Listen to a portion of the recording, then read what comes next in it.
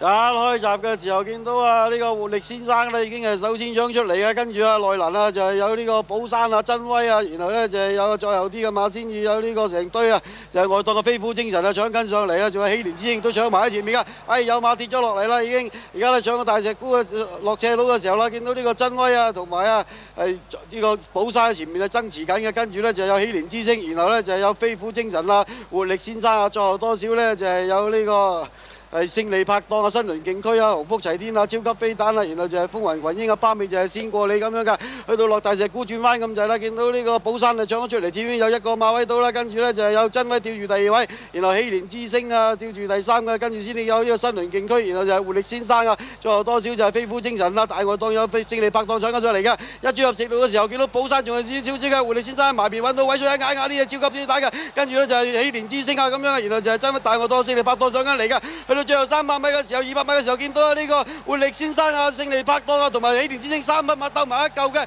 過終點嘅時候啦，要影相啊就係呢個活力先生勝利拍檔要影相嘅第3名就係禧年之星。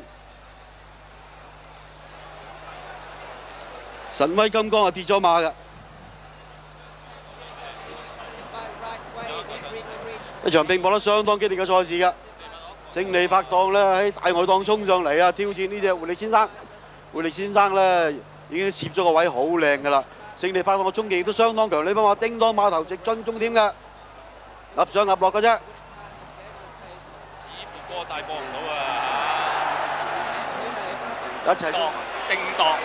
可能呢場賽事可能活力先生頂到㗎，可能頂到。但係我哋好關心嗰個就係應該係高雅志嗱，呢下一跌落嚟好硬。